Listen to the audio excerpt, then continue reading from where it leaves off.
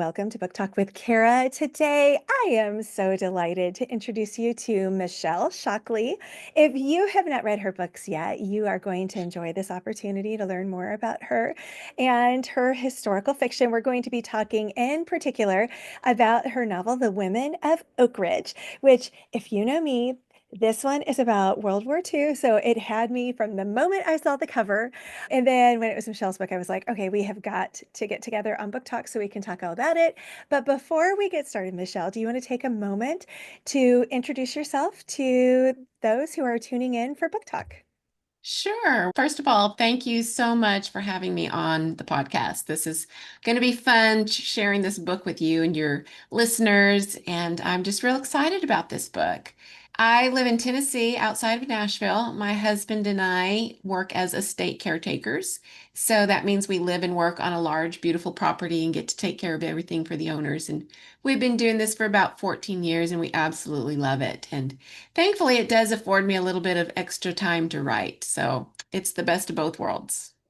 I love that. And that also explains why you've written a book set in Tennessee. So this one is set in Oak Ridge, which not everybody will just automatically know of the World War II tie. So, what inspired you? Where did you get that initial spark for the women of Oak Ridge? I grew up in Santa Fe, New Mexico. So if you know Right anything, outside Los Alamos. right outside of Los Alamos. In fact, I had a brother who worked at the Los Alamos laboratories for 30 years. And so I've seen a lot of the behind the scenes things that the average tourist doesn't see. My dad was a World War II veteran. And so we had a lot of information in our home about World War II. So I've always had an interest in it. But the thing that kind of convinced me that I knew a lot about the Manhattan Project was that my grandmother actually saw the flash from the Trinity bomb test. My Oh, grandparents and my mom lived about 50 miles away from it. And so all those things combined convinced me that I knew the Manhattan Project history. But after my husband and I moved from Texas, where we'd lived for 30 years, to Nashville in 2017, I started learning the history about Tennessee. And I didn't know about Oak Ridge. I was shocked when I discovered that Oak Ridge was where all the uranium for the atomic bomb that fell on Hiroshima was enriched. I didn't know. yeah. And so for about the past 3 years, I've really been digging into that history and all the fascinating details about it. I've poured into this book. I love that. And one of my uncles worked at Los Alamos. And Oh, so he was one of the physicists there. And wow. it's just kind of one of those, not a lot of people necessarily know about it. And one of my books was on the second most top secret project, but I haven't written one around the nuclear bomb and all of the research and everything that went into it. So when I saw this one, and I've got all the research books, but I haven't read them yet because I'm like, as soon as I do, I know I'm going to want to write a book about it. And I Yes. think you beat me to it, which I think is fabulous. But this one, it's not only set in 1944, it's also set in 1979, which I thought was really interesting because it's, I mean, it's only like 35 years later and Mhm. it's the late 70s. So, how did you pick that as the dual timeline? Mhm. Well, for the past 5 years, past five books, all my books have been dual time, and I always want to choose. There's always going to be a connection between the people in each of the different settings. And so in this book, I wanted the main character in the 1944 story is May, and in the 1979 story, May's niece, Laurel, is doing her doctorate on, she's getting her psychology doctorate and she wants to know what the people who worked on the Manhattan Project in secrecy, they didn't know what they were Mhm. doing. How did they feel years later when they found out everything that happened, that they were part of creating an atomic bomb? And so she's delving into that and she knows that her aunt was there during that time period, but she didn't know anything about her aunt's history. And so I wanted those two connectors to bring the story to life. Oh, I love that. And what a rich way to weave potential conflict in as Mhm. well. Because you can imagine 1979, you're just couple very short years removed from Vietnam and the way that Mhm. America responded to Vietnam and all of that. And then you've got World War II and two very different experiences and approaches to patriotism and the war. Mhm. And so you just from that alone, you can have all kinds of different Mhm. approaches and experiences, just so Mhm. much conflict possible in that type of thing. But you're dealing with some highly technical topics and subjects. You've got history, two different time periods, the 40s and the late 70s. You've got psychology. You've got the nuclear program in its infancy. You've got all these different things. What was the most challenging part of the research that you did for this book? I would say the most challenging part was not going too deep into it because in the 1944 story, very few of the people that actually worked in Oak Ridge knew what was going on. So Yeah, that character, May, doesn't know why she goes to work at this place. She just knows it's a good job. It's going to pay a good salary. And that's what they needed in 1944. So that's why she's there. That's why her roommate and her friends are there. But there are, of course, people who knew. And so, but they're not the main characters in the book. So yeah, I didn't want to dig too deep into that in the 1944 story. Of course, in the 1979 story, a lot of that does come out. And so, but I didn't want to get too technical because I don't understand the science of how uranium is enriched. I've read a lot about it. I've seen diagrams, I've seen the buildings, I've read all of that stuff, but I still don't understand it. So I didn't want to get too bogged down in that. But the history is just utterly fascinating. well, and I think that as writers, often that can be the challenge. I remember when I was writing Lethal Intent, and the science behind it all was, like the Mm. CAR T cell research related to trying to solve or cure leukemia. And so Oh, I'm wow. sitting at Panera with one of the pediatric doctors who's like analyzing all of this and trying to save people's lives. And she's drawing things on um, napkins that I still have. And then I kind of got that. And then I had to keep going deeper and deeper down the research. And I'm like, I'm just an attorney. I intentionally did not go to medical school because I don't like this kind of stuff. But you Yeah. have to understand enough. And then it starts getting Mhm. fascinating because you're like, Mhm. I have to keep researching this, but you Yeah, don't want to write a medical school treatise. exactly. Or, I remember reading back when I was a teenager, The Hunt for Red October, and feeling like I could Mhm. drive a submarine now because there was so much detail. And I'm like, but Yeah, I don't want to. I just want to know what Jack Ryan's doing because I like the right, character. And so there's right. always that tension when we're doing all this research. And Yes. so it's, what was something that just really was a fun fact that you wish you could have included, but just didn't fit? There was so much secrecy. There were so many secrets Yeah. going on in Oak It's Ridge. a And top secret war it project. was a top secret city. It was a secret city, just like Los Alamos was a secret city. So there were so many of those things that, and even right now, there are still secrets coming out.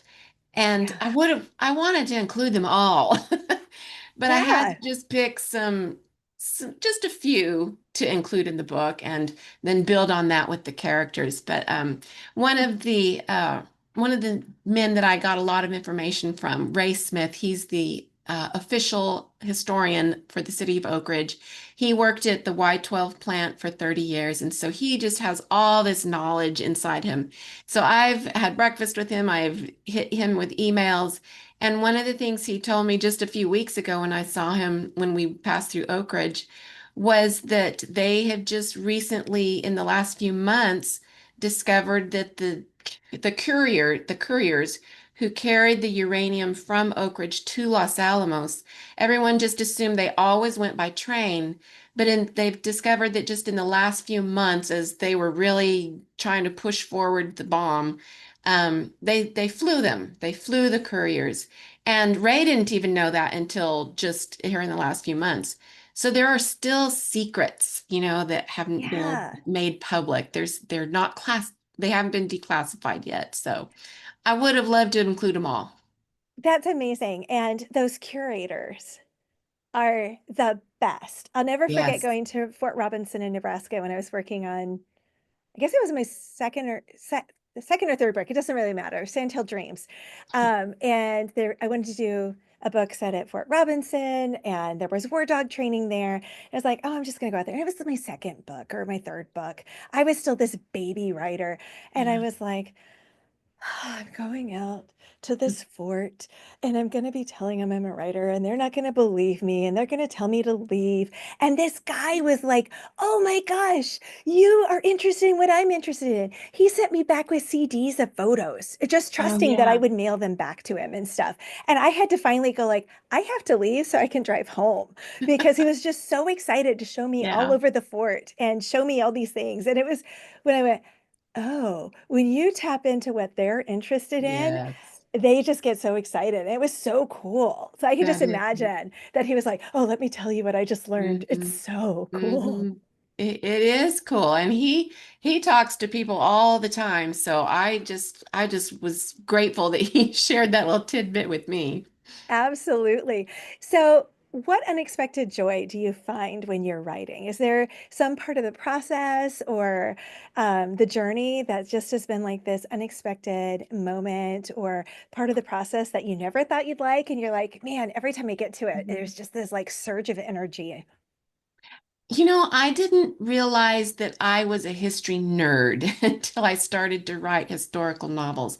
I've always loved to read historical novels, but when I started to write them, I recognized in me that I have this love of history. And I realize now that I could probably research for ever and never ever write the book because I just love the research. I love learning something new. I'm in my 60s and just trying to learn new things is a challenge, but history, I will read history books all day long. So that's the funnest part for me is all the research. And then I get to put it into a story, but I love the research. I love that so much, Michelle. Now, The Women of Oak Ridge, what book number is this? This is my eighth published book. I So, love that. yeah. So you've been at this a while. How many other books have you written? Because the way you said that makes me think Hmm. there's either Oh a yeah. bunch coming or a bunch that were written before you started getting Yes. published. Oh, yes, there's a whole body of work that I wrote before I got published. I think I finished six novels before actually got one published. And all those books that I was writing while my kids were growing up. I have two sons, and I was a stay-at-home mom, and there was just a lot going on in life. So I would write a book, I would go to the ACF Tubbery Conference, shop it around, get some bites, get rejected, go home, write another book. A couple Yeah. of years later, the same scenario. And I don't have any regrets about that because I feel like those are my learning books. I learned on those. People like Tracy Peterson, who was Yeah. managing the Heart Song Presents at the time, she was so good about writing about why she was rejecting my book. And I learned from those things. And so then I would move on. And yeah, it was a process, but God has perfect timing. And I think if I had been published earlier, I might not have written the books that I'm writing now. So it's all good. I love that. And I love how Tracy poured into you by giving Mhm. you the why, because that Yeah, doesn't always happen. And so no, that it means she doesn't. saw something. And Hmm. she was a big part of me getting published too, because very first book, even though she Yeah, was leaving Heart Song, she'd pulled it to the top, and the next editor bought it. And it was like yeah. first book wrote, first book published. Oh, that's But nice. she was so encouraging in just that, in seeing things. Hmm. And so there are those people who are just so formative. I mean, so many of us can trace our start or some key pivotal part of our writing journey back to Tracy and then other people inside the industry. So when Definitely. you're writing now, so you're doing this estate management with your husband, but Mhm. what does your writing life look like? You have a book come out once a year, every 9 months. What's your rhythm? I have a book come out once a year, so I don't think that I could write more than that. I just don't have the brain cells for it anymore. I'm in bed by 9:30. I can't stay up till midnight and write like I used to. But when we are working, when the people we work for are here on the property, I don't have a lot of writing time, and we're really, really busy taking care of it. It's a 250-acre farm. There's a lot going on it. So I'll have downtime on the weekends. So I Mm. tend to be a weekend writer for the most part. Like I said, though, when they're out of town, it does give me a little bit more time in the afternoons. But I do research for probably the first 2 or 3 months after I've signed the contract.